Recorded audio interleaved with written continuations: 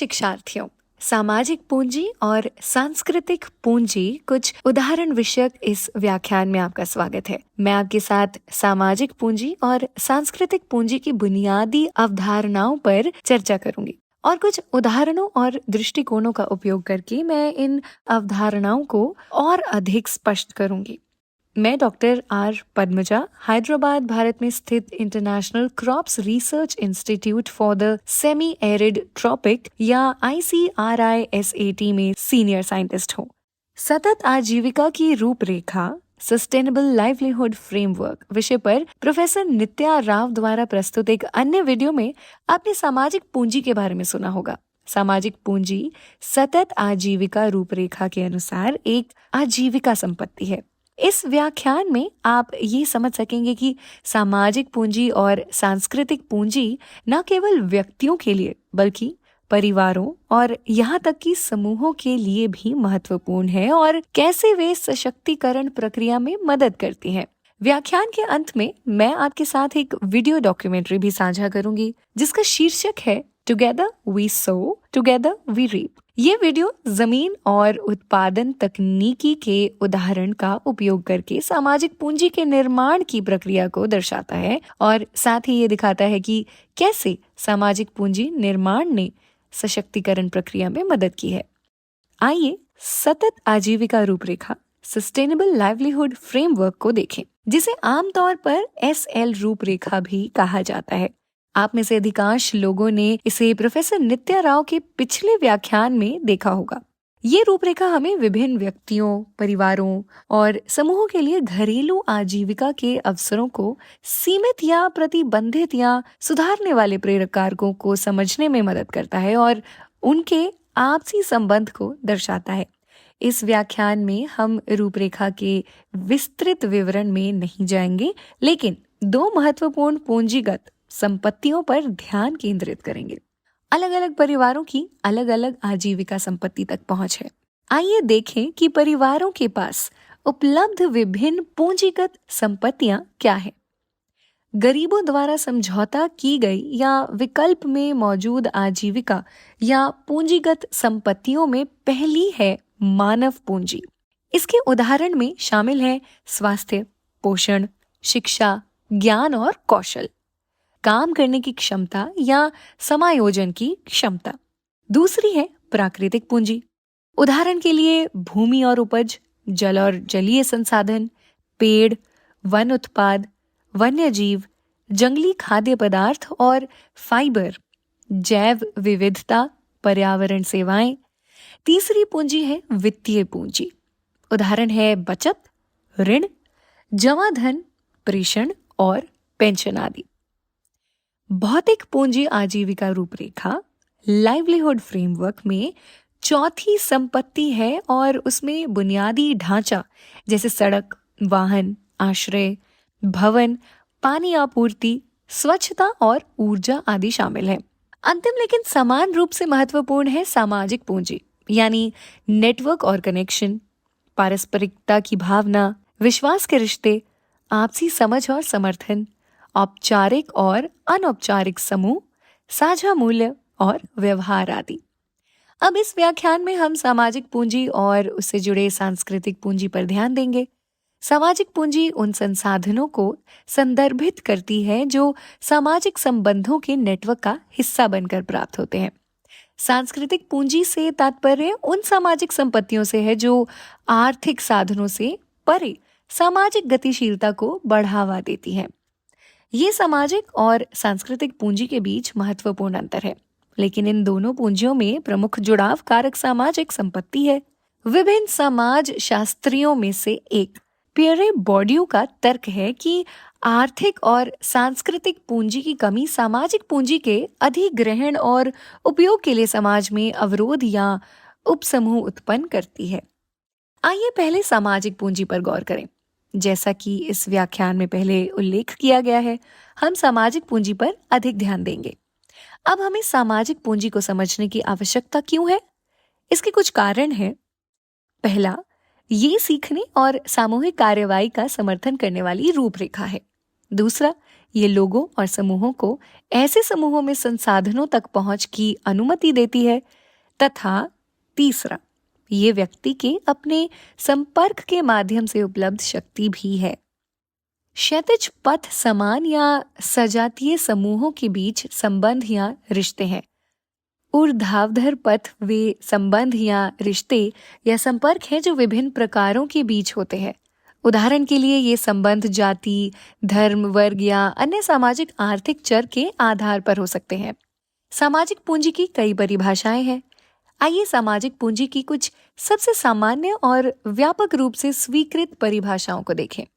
सबसे आम विचारक जिन्होंने सामाजिक पूंजी शब्द को गढ़ा और इसे परिभाषित किया, उनमें पोर्टर्स, कॉलमैन, पुटनम और बॉर्ड्यू शामिल हैं।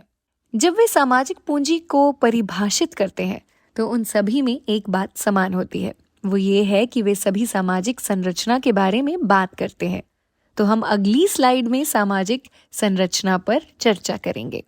अब मैं आपको सामाजिक पूंजी पर मुख्य सैद्धांतिक रूपरेखा से परिचित कराना चाहती हूँ। वे हैं पुटनम का सिद्धांत, जो सामाजिक पूंजी को मानदंडों, संबंधों और विश्वास के रूप में परिभाषित करता है।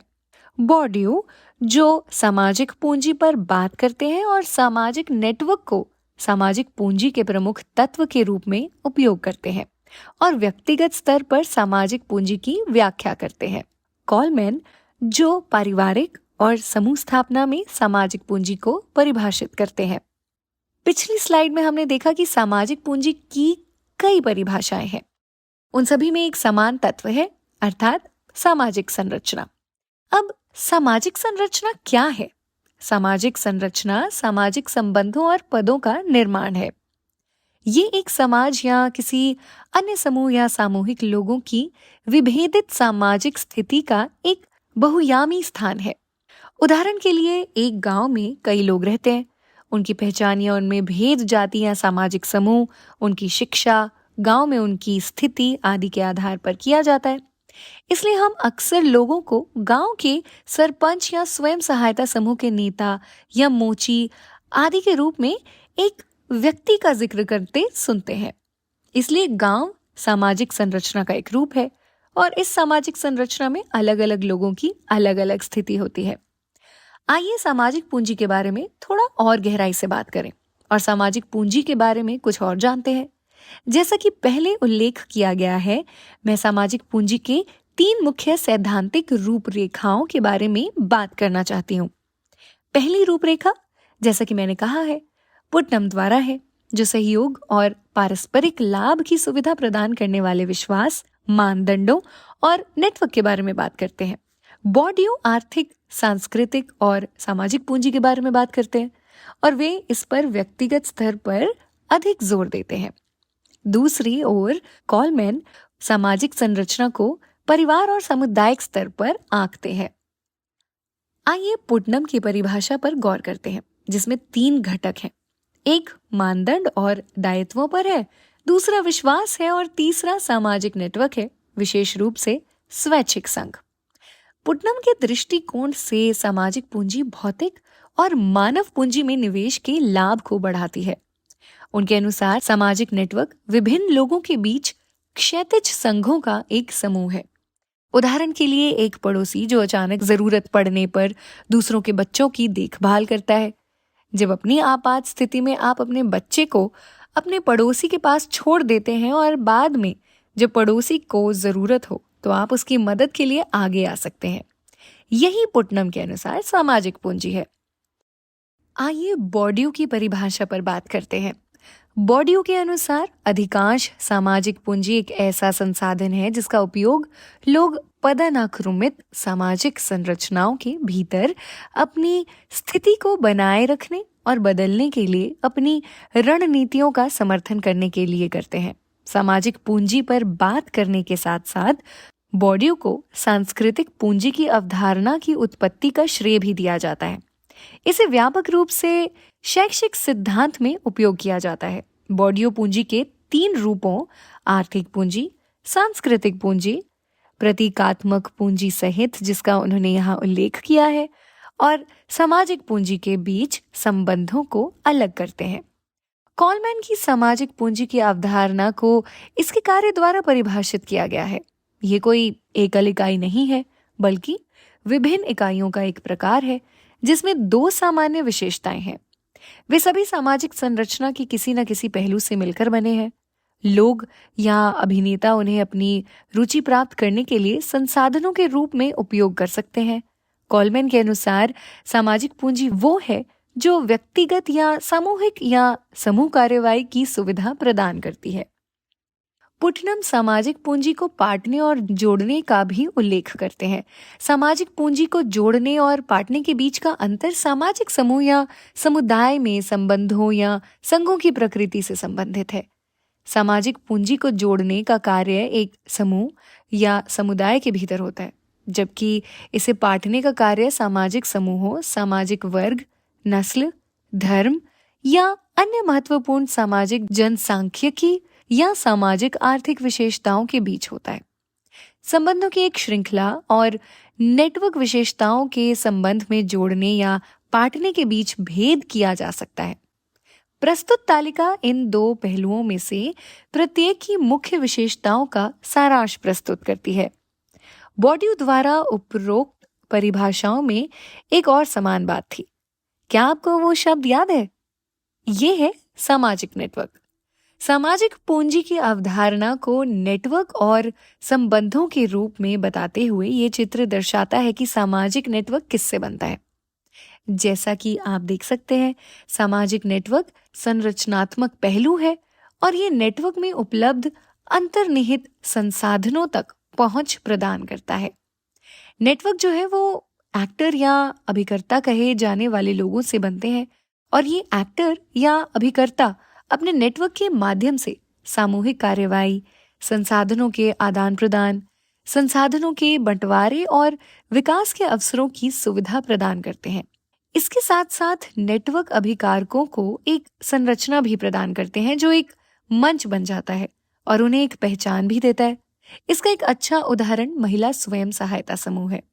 आप सभी जानते हैं कि महिला स्वयं सहायता समूह क्या होता है। इसके सदस्यों की एक विशिष्ट पहचान है। उनके सदस्य अन्य सदस्यों से जानकारी प्राप्त कर सकते हैं। उनके लिए एक ऋण या ऋण सुविधा उपलब्ध है और एक समूह के रूप में प्रत्येक व्यक्ति उन अवसरों का उपयोग कर सकता है जो समूह उन्हें अपने विकास के लिए प्रदान करता है। ये आप उस वीडियो डॉक्यूमेंट्री में स्पष्ट रूप से देखेंगे जिसका मैंने उल्लेख किया था। Together we sow, together we reap. शिक्षार्थियों, जैसा कि हमने पिछली स्लाइडों में देखा है, सामाजिक पूंजी के दो दृष्टिकोण हैं, व्यक्तिगत परिप्रेक्ष्य और सामूहिक परिप्रेक्ष्य। तो आइए इन दोनों के बारे में जानते हैं। व्यक्तिगत परिप्रेक्ष्य दर्शाता है कि कैसे व्यक्ति लाभ प्राप्त करने के लिए सामाजिक नेटवर्क में अंतर्निहित संसाधनों तक पहुंच बनाता है और उनका उपयोग करता है।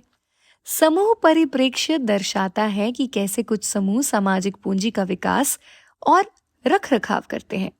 सामूहिक संपत्ति सदस्यों की पसंद को बढ़ाती है। तो आइए इसे एक दृष्टांत के माध्यम से समझते हैं। इस तस्वीर में एक गांव में पुरुष, महिलाएं, युवा लड़के और लड़कियां हैं। ये लोग एक दूसरे से जुड़े हुए हैं और जानकारी, अन्य संसाधनों, विश्वास और कुछ गांव के मानदंडों को साझा करते हैं। इन लोगों के संबंध गांव के साहूकार, राजनीतिक नेता या SHG नेता या SHG सदस्य से भी हो सकते हैं। वे इन संपर्क का उपयोग अपने व्यक्तिगत लाभ के लिए करते हैं। ये व्यक्तिगत दृष्टिकोण है। अब ये लोग विभिन्न समूहों या संगठनों या नेटवर्क से भी संबंधित है। एक समूह के रूप में या एक व्यक्ति के रूप में उनका अन्य समूहों के साथ भी संबंध होता है। उदाहरण के लिए इस मामले में ये एक युवा समूह या महिला स्वयं सहायता समूह या ग्राम पंचायत हो सकता है। या तो समूह में व्यक्तियों के रूप में या समूह के रूप में वे अपने या समुदाय या गांव के लाभ के लिए इन नेटवर्क से उपलब्ध संसाधनों का उपयोग करते हैं। ये सामूहिक दृष्टिकोण है। अब तक हमने जो सीखा है, अब मैं उसे संक्षेप में बताऊंगी। हमने सामाजिक संरचना, सामाजिक नेटवर्क और सामाजिक पूंजी के बारे में सीखा। इसके अलावा हमने ये भी सीखा कि सामाजिक पूंजी संबंधों पर आधारित होती है। ये संबंध व्यक्तिगत आधार पर उनकी गुणवत्ता यानी रिश्ते की मजबूती या कमजोर संबंध या किसी विशिष्ट उद्देश्य के लिए स्थापित संबंध पर आधारित हो सकती हैं। जैसे आप ऋण या ऋण सुविधा प्राप्त करने के लिए स्वयं सहायता समूह में शामिल होते हैं। अब उदाहरण के लिए जब हम अपने इलाके में एक कार्यकर्ता समूह में शामिल होते हैं तो हम समूह संबंध बनाए रखते हैं और ये सुनिश्चित करते हैं कि हम समूह संबंध और समूह की गतिविधि से चूके नहीं। इस मामले में ये सुबह की सैर है क्योंकि हम सभी अपनी लंबाई, वजन और सेहत पर नजर रखना चाहते हैं। तो इस प्रकार संबंध परिणामों को प्रभावित करते हैं। इसलिए सामाजिक पूंजी भी परिणामों को प्रभावित कर सकती है। ये सभी नेटवर्क में व्यक्ति की स्थिति निर्धारित करते हैं। वे व्यक्ति को नेटवर्क में उपलब्ध संसाधनों के बारे में जागृत करते हैं। मैं आशा करती हूँ कि अब आपको इस बारे में स्पष्ट हो गया होगा कि सामाजिक पूंजी क्या है, सामाजिक पूंजी की विभिन्न परिभाषाएं और अर्थ क्या है और ये हमारे दैनिक जीवन में क्यों महत्वपूर्ण है। आइए अब हम सांस्कृतिक पूंजी के बारे में थोड़ा और सीखें।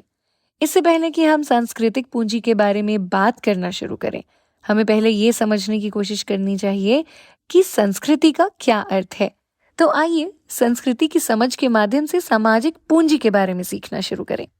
जब हम बॉर्ड्यू की सामाजिक पूंजी की परिभाषा को समझ रहे थे तो मैंने सांस्कृतिक पूंजी का उल्लेख किया था। आइए पहले जानें कि संस्कृति से हमारा क्या मतलब है। संस्कृति दृष्टिकोणों, प्रथाओं और विश्वासों का एक समूह है जो विभिन्न समाजों के कामकाज के लिए मौलिक है। उदाहरण के लिए जब हम संस्कृति की बात करते हैं तो हम कहते हैं कि हमारी संस्कृति में, विशेष रूप से भारतीय संस्कृति में, साड़ी पहनना संस्कृति का एक पहलू है। महिलाओं को इस तरह के कपड़े पहनने चाहिए, तो ये संस्कृति का एक हिस्सा है। या जब हम किसी को देखते हैं या जब हम दूसरे लोगों से मिलते हैं तो हम नमस्ते कहकर उनका अभिवादन करते हैं। यही हमारे समाज की संस्कृति है। इसे एक विशेष समाज के मूल्यों और रीति रिवाजों के रूप में व्यक्त किया जाता है। इसलिए जो उदाहरण मैंने पहले दिए थे वे वास्तव में आपको बताते हैं कि संस्कृति क्या है और ये एक विशेष समाज के मूल्यों और रीति रिवाजों में कैसे व्यक्त होती है। पीढ़ी दर पीढ़ी आगे बढ़ते हुए ये समय के साथ विकसित होती है। इसलिए संस्कृति बदलती रहती है, विकसित होती रहती है। इसे बेहतर भी बनाया जा सकता है। अब संस्कृति की इस समझ के साथ हम सांस्कृतिक पूंजी के बारे में बात करने की कोशिश करेंगे। सांस्कृतिक पूंजी एक व्यक्ति की सामाजिक संपत्ति है। इस मामले में किसी व्यक्ति की सामाजिक संपत्ति से हमारा क्या तात्पर्य है? ये शिक्षा हो सकती है, ये उसकी बुद्धि, भाषण शैली, व्यक्ति की पोशाक की शैली आदि हो सकती है। और ये संपत्तियां एक स्तरीकृत समाज में सामाजिक गतिशीलता को बढ़ावा देती है। सांस्कृतिक पूंजी प्रथाओं की अर्थव्यवस्था अर्थात विनिमय की प्रणाली के भीतर एक सामाजिक संबंध के रूप में कार्य करती है और इसमें सामाजिक स्थिति और शक्ति प्रदान करने वाला संचित सांस्कृतिक ज्ञान शामिल होता है। सांस्कृतिक पूंजी के 3 रूप या प्रकार हैं जिन्हें बॉर्ड्यू द्वारा सिद्धांतित किया गया है। ये सन्निहित पूंजी, सांस्कृतिक पूंजी की वस्तुपरक और संस्थागत अवस्था है। अब सांस्कृतिक पूंजी की सन्निहित स्थिति ज्ञान का रूप है। इसकी वस्तुपरक स्थिति कई वस्तुएं हैं जिनका उपयोग हम अपनी सामाजिक स्थिति और वर्ग को इंगित करने के लिए करते हैं। और इसकी संस्थागत स्थिति वो तरीका है जिससे समाज हमारी सामाजिक पूंजी को मापता है। आइए अब इन तीनों प्रकारों को थोड़ा बेहतर ढंग से समझते हैं। सन्निहित सांस्कृतिक पूंजी में वे शामिल है जिसे हम व्यक्ति के रूप में व्यक्त करते हैं। हमारे कौशल और समझ, हमारे लहजे, तौर तरीके, यहाँ तक कि और महत्वपूर्ण रूप से संगीत से लेकर भोजन तक या टीवी कार्यक्रम देखने के लिए हर तरह की चीजों में हमारा स्वाद। सांस्कृतिक पूंजी का दूसरा रूप इसकी वस्तुपरक अवस्था है जिसका तात्पर्य मूर्त वस्तुओं से है, जैसे कार या घर। और कार में भी आपके पास इसके विभिन्न ब्रांड हो सकते हैं। आपके पास एक बड़ा घर, एक बंगला आदि हो सकता है। ये जूते, कपड़े आदि जैसी अन्य भौतिक वस्तुओं को भी संदर्भित करता है ये सभी सांस्कृतिक पूंजी की वस्तुगत अवस्थाएं हैं। सांस्कृतिक पूंजी का अंतिम रूप इसकी संस्थागत अवस्था है, जो कि विद्यालयों, विश्वविद्यालयों और अन्य आधिकारिक निकायों जैसे प्राधिकरण संस्थानों के माध्यम से दिए गए प्रमाण पत्रों को संदर्भित करती है। इसमें व्यक्ति की योग्यता, डिग्री, डिप्लोमा, पुरस्कार, पदक आदि शामिल है। इस प्रकार की पूंजी हमें अधिक शक्तिशाली पदों तक पहुंच प्राप्त करने की अनुमति देती है। उदाहरण के लिए आईआईटी से प्राप्त डिग्री व्यक्ति को उच्च वेतन के साथ बेहतर नौकरी दिलाने में मदद करेगी। ये सांस्कृतिक पूंजी की संस्थागत स्थिति है। इस व्याख्यान में हमने कई अवधारणाएं सीखी हैं। अब मैं इसे शिक्षा के एक उदाहरण का उपयोग करके संक्षेप में बताऊंगी और साथ ही आपको समझाऊंगी कि ये कैसे परस्पर जुड़े हुए हैं, आपस में क्या जुड़ा हुआ है। सामाजिक पूंजी, सांस्कृतिक पूंजी और हम शिक्षा का उदाहरण ले रहे हैं जो मानव पूंजी है। अब मानव पूंजी से हमारा मतलब शिक्षा में निवेश करना है, जैसे स्कूल, कॉलेज, प्रशिक्षण आदि में जाना। ये हमें या तो डिग्री या डिप्लोमा या पुरस्कार या प्रमाण पत्र देगा, जो हमें बेहतर नौकरी या रोजगार की संभावनाएं देगा, और पद भी हमें सम्मान, प्रतिष्ठा, पहचान और आत्मसम्मान आदि देगा। इसलिए इसे हम सांस्कृतिक पूंजी कहते हैं। अब शिक्षा या डिग्री हमें कई नेटवर्क में शामिल होने या सदस्य बनने के लिए भी प्रेरित करेगी। नौकरी या संगठन में आपकी स्थिति आपको विभिन्न समूहों के सदस्य बनने का अधिकार देगी, और यही सदस्यता और विभिन्न नेटवर्क तक पहुंच सामाजिक पूंजी है। इस प्रकार ये सभी परस्पर जुड़े हुए हैं। आप क्या जानते हैं, आप कैसे जानते हैं और आप किसे जानते हैं, और ये तीनों बेहतर परिणाम के लिए अधिक से अधिक परस्पर संबंध की सुविधा प्रदान करते हैं। हम इस प्रकार के जुड़ाव को अन्य आजीविका पूंजीगत संपत्तियों के साथ भी देख सकते हैं। इस व्याख्यान में अब तक हमने जो सीखा उसके निष्कर्ष पर चलते हैं। सामाजिक और सांस्कृतिक पूंजी तथा सतत आजीविका रूपरेखा के साथ इसके संबंध के संदर्भ में सामाजिक और सांस्कृतिक पूंजी दो महत्वपूर्ण आजीविका संपत्ति हैं, और वे अन्य संपत्तियों के साथ कई अलग अलग तरीकों से जुड़ती हैं, जिससे सकारात्मक आजीविका परिणाम उत्पन्न होते हैं। सामाजिक और सांस्कृतिक पूंजी दोनों बनाई जा सकती हैं, या वे कभी कभी आरक्षिकता, संदर्भ के रुझानों, आघात और मौसमीपन के परिणाम स्वरूप नष्ट भी हो सकती है। व्यक्ति और समूह स्वयं परिवर्तनकारी संरचनाओं और प्रतिक्रियाओं को प्रभावित करते हैं। सामान्यतया ऐसा होता है कि लोगों की संपत्ति जितनी अधिक होगी वे उतना ही अधिक प्रभाव डाल सकते हैं।